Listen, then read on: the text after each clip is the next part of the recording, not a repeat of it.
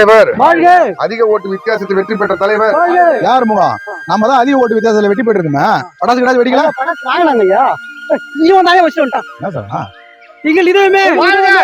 எங்கள் நுரையீரலே. இவர் இதயம், நீ நுரையீரல், அவர் கல்லீரல், இவர் மண்ணீரலா? அட வாங்கப்பா ஐயா. நீங்க ஜெயிச்சா என் குலதெய்வத்துக்கு மொட்டை போடுறதா வேண்டிங்கண்ணா ஐயா. அப்படியா சொல்லணா? சரி சரி சரி. நீங்க ஜெயிக்கணும் ராத்திரியும் பக்கமா ஓட்டு கேட்டையா. அருமுகம் எனக்கு தெரியும். அருமுகம் எல்லாம் சொல்லிக்கிறாங்க. சரவணா, நம்ம தொகுதிக்கு என்னென்ன செய்யணும்னு சொல்லு, சிறப்பா செஞ்சிருவோம். ஐயா தொகுதிக்கு செய்யறது பெருசு இல்லை ஐயா. அந்த கிழக்கு தெருவும் மேற்கு தெருவும் நம்ம செய்யக்கூடாது ஐயா. ஏன் சரவணா? ஐயா அவனை எல்லாம் நம்மளை நம்ப வச்சு கழுத்தானோ ஐயா. நம்மளுக்கு எவனுமே ஓட்டு போடல ஐயா. பாண்டியா, அவங்க ஓட்டு போட்டா போடுறாங்க, போடாட்டா போட்டோம். நம்ம கடமையை நம்ம செய்வோம். அது இல்ல ஐயா, நம்ப வச்சு ஏமாத்திட்டாங்க. அவங்க ஏன் போய் செய்யணும் தான். சரவணா, உங்களை போல 4 பேர் இருந்துதான் எம்எல்ஏ பேரை கெடுத்துன்னு இருக்கீங்க. சரிங்க ஐயா. நம்ம கடமையை நம்ம செய்வோம்.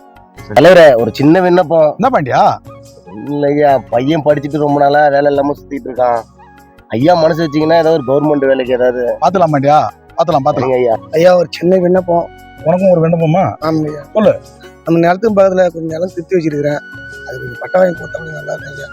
ஏன் சந்திர, உனக்கு தான் 10 ஏக்கர் நிலம் இருக்குதுல்லப்பா, அதை வச்சு நீ பராமரிக்க வேண்டியதானே. எதுக்கு புறம்போக்கு நிலத்து மேல ஆசைப்படுற?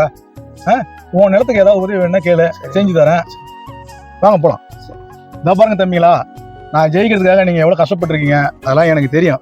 ஆனா தொகுதி மக்கள்கிட்ட நம்ம ஒரு கோரிக்கை வச்சிருக்கிறோம்.